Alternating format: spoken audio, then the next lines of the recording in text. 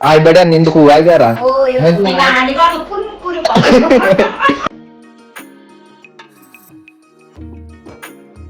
ने सबको सरप्राइज दे दिया भाई, मम्मी को पता नहीं था और डेली बात होती है। आज जानबूझ के उसने कॉल नहीं की होगी मम्मी को, है ना। तो ये देखो भाई क्लासमेट मिल गए, दोनों क्लासमेट हो ना तुम दोनों। मैं बोल रहा था कि साड़ी गांव में शादी है, तो ये देखो भाई यहाँ पे शादी है आज। शादी देख रही है पौड़ीवाल नानी वीडियो, जो बोलती है कि ए बकचोदी मत कर, मारो बुरी तरह से।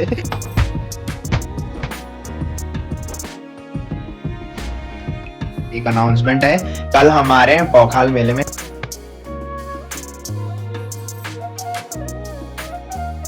तो hey guys, good morning, welcome है आप सब लोगों का देवभूमि उत्तराखंड के टीवी के एक खूबसूरत गांव चागांव से। तो सुबह के करीबन 8 बज चुके हैं और मेरी तैयारी हो चुकी है ड्यूटी जाने की। तो पिछले वाले ब्लॉग में आपने देखा होगा कि हरियाली जहाँ पड़ी है ना, वहाँ कल संपट खुला था। वो भी संपट जो खुला था वो चौथे दिन खुला था और मैं वहाँ एक्सप्लोर नहीं कर पाया। दिन में हम गए थे, रात को हम जा नहीं पाए थे।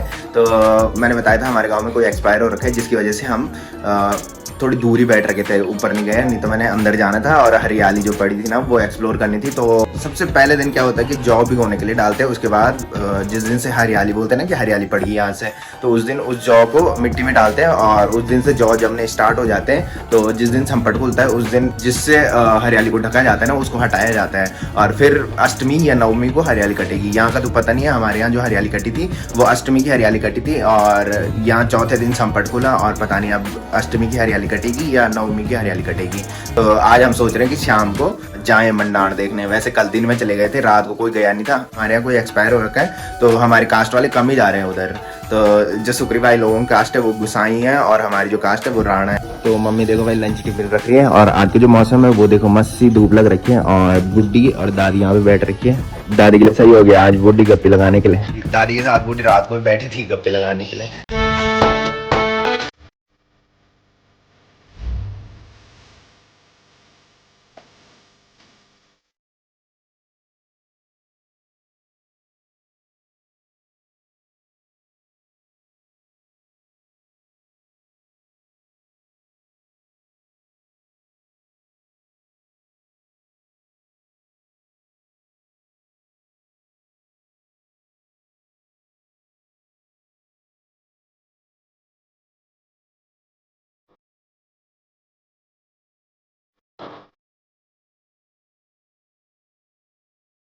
तो ये देखो कल रात की जो सब्जी बची थी वही मम्मी ने ब्रेकफास्ट में लगा दिया और अब हमको आदत सी पड़ गई है बिना हल्दी का खाना खाने की, क्योंकि हमारे यहाँ कोई ना कोई टपकता रहता है भाई। हर दो तीन महीने में टपकता रहता कोई ना कोई। जो पहले से ब्लॉग देखते होंगे उनको पता होगा कि हमारे यहाँ ज्यादा बिना हल्दी का खाना ही बनता है। तो ये देखो भाई मेरी बुड्ढी भी आ चुकी है नाश्ता करने के लिए और आज बड़ा नींद हुआ है क्या। अब मेरी बुड्ढी की एक आदत है, कुछ भी हो ना बता क्या बोले थे, ये राम अगर मैं आ गया, मैं यहाँ पे आया तब बोलना ये राम अब बाहर गया ये राम। जैकेट ले जानी पड़ेगी भाई, जाते टाइम सुबह ठंड लगती है, उसके बाद तो गर्मी हो जाती है, उसके बाद मैं जैकेट निकाल देता हूँ। तो मेरी दादी बोल रही भाई टूपलो लिगा गाँव हो ज्यादा। मैं बोल टूपलो क्या ठंड थोड़ा नहीं होनी, मैं जो टूपलो लिगान गाँव में लगनू गर्मी होनी।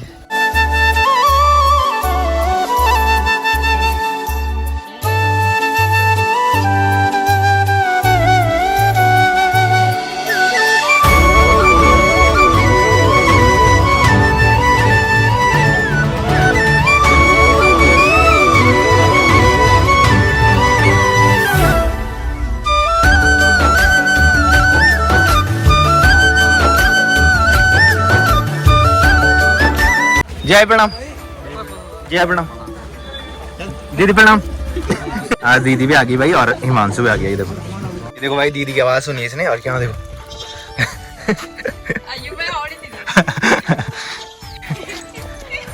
तो गाइस फाइनली पहुंच चुका हूँ घर में और शाम के बज रहे हैं 6:30। तो जब तक मार्केट में आया तब तक दीदी की कॉल भी आई कि मैं भी आ रही हूँ की। और सुबह जब ऑफिस में पहुंचा तो हिमांशु की कॉल भी आई। तो हिमांशु जो है वो बुआ का लड़का है, मतलब जो मेरी दादी है ना वो दादी को बुड्ढी बोलता है। जैसे मेरी बुड्ढी कल आई थी वैसे ही उसकी बुढ़ी है दादी, तो उसके पेपर है कांडी कॉलेज, मैंने बताया था जहाँ भाभी पढ़ती है, तो उसके पेपर हैं। तो बुआ की जो ड्यूटी है उसकी मम्मी की वो घनसाली से ऊपर साइड है, तो वहाँ कोई रहता नहीं है पौखाल, वो पहले पौखाल रहते थे, बट फिर बुआ ने बोला बल्कि किसके साथ जाएगा यहाँ से सुबह, तो अब वो यहीं से जाएगा भाई, मतलब 10-20 दिन इधर ही है, यहीं से पेपर देने जाएगा। तो रज्जू और वो और अन्नुआ भी आ रहे हैं, तो उसकी जो स्कूटी थी उसमें दीदी और मैं आ गए थे, और वो आ रहे हैं अन्नू की स्कूटी में। और दीदी जो आई ना, दीदी ने सरप्राइज दिया, किसी को नहीं बताया दीदी ने, सडन ही उसका प्लान बना। और हिमांशु का भी प्लान पहले 17 को था आने का, उसने मेरे को मैसेज किया था, बट सुबह कॉल आई उसकी कि मैं आ रहा हूँ की। मैंने कहा भाई ठीक है आ जाओ तुम, मैं वहाँ तो अच्छे लगते हैं भाई, घर में जो हमारे घर में कोई आता है तो मस्त लगता है और चहल पहल रहती है। तो ये देखो भाई, प्रणाम की नहीं करनी बहुत तेज हो रही है, इसने सब कुछ सरप्राइज दे दिया भाई, मम्मी को पता नहीं था, और डेली बात होती है, आज जान बुझ के उसने कॉल नहीं की होगी मम्मी को, है ना। और यहाँ दीदी का फोन भी आ रखा है भाई, बड़ी वाली दीदी का, वो भी उतावली और बोल के वो कैसे जारी कर रहे हैं बोल लगी सफीरा की बात, सब बोले सफीरा की वाली एक मैं नंबर प्रीति, तभी चाबू ने बोला मैं हूं, तो मैं भी औरते। हाँ तो दादी का नाती भी आ रहा है भाई आज, और दादी खुश हो रखी है, तो दादी का नाती भी आ रहा है भाई आज, और दादी खुश हो रखी है, दादी की नातीड़ी भी आई और नाती भी आ रहा है अब नाती वैसे आता नहीं है, आज बड़ी मुश्किल से आ रहा है। अब ब्रूनो के लिए देखो भाई दीदी हड्डी लेके आई, और उसके लिए भी, और वो देखो वहां लेके चले गया, बोल के ब्रूनो ने छुटाई मेरे से तो पता था यहाँ बोला है, तो इनको पता भी नहीं रहा उल्की ना लक्की को पता रहा लक्की और तो हिमांशु को लक्की भी बोलते भाई घर में। ये देखो भाई इस टाइम जो मौसम हो रखा है वो मस्त वाला हो रखा है, और आज है स्वाड़ी गांव में शादी, मैंने कल बताया था, तो रज लोग बोल रहे थे कि शादी में चलो, मैंने कहा शादी में तभी तो जाना है जब कार्ड आया होगा, कार्ड ही नहीं आ रहा कि शादी में कहाँ से जाना है।